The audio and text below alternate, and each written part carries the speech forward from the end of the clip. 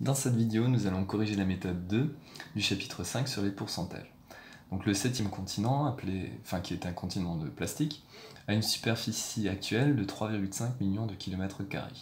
On suppose que cette superficie va subir les évolutions suivantes: une diminution de 2% la première année, puis une diminution de 8% la deuxième année, des augmentations de 10% les troisième et quatrième années, et enfin une diminution de 20% la cinquième année.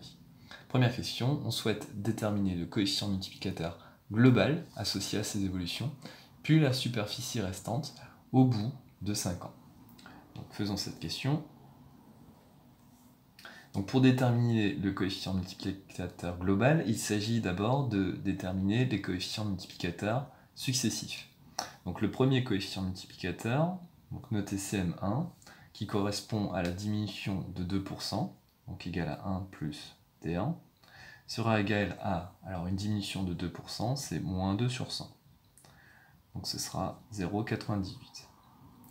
Le coefficient multiplicateur associé à la deuxième évolution, qui est une diminution de 8%, donc sera égal à 1 plus donc T2, donc à 1 moins 8 sur 100, donc à 0,92.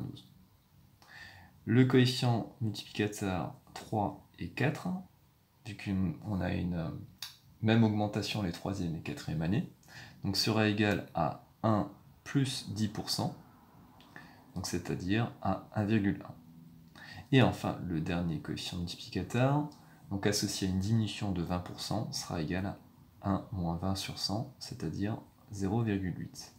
Pour trouver le coefficient multiplicateur global, eh bien, il s'agit de multiplier ces différents coefficients multiplicateurs entre eux. Donc on va faire le calcul suivant, 0,98 fois 0,92 fois 1,1 deux fois 0,8. Ce qui nous donne, donc arrondi au deuxième chiffre après la virgule, 0,87. Avec ça, on peut déterminer la superficie restante au bout de 5 ans. Donc on utilise la formule donnant la valeur finale en fonction de la valeur de départ, donc valeur de départ fois le coefficient multiplicateur. La valeur de départ, c'est 3,5 millions de kilomètres carrés, qu'on va multiplier par le coefficient multiplicateur qu'on vient de trouver. Donc en reprenant la valeur de la calculatrice et non pas la valeur approchée, on trouve, en arrondissant à deux chiffres, 3,05, donc millions de kilomètres carrés. Faisons maintenant la deuxième question, où on nous demande de déterminer le taux d'évolution global donc sur ces 5 ans. Alors, on aurait envie de dire que si une quantité diminue de 2% puis de 8%, donc les 2 premières années, elle diminue sur les 2 premières années de 10%. Mais on a vu dans un exemple introductif que cette règle ne marche pas. On ne peut pas additionner les diminutions ou augmentations. Donc pour ça, on va utiliser la formule suivante,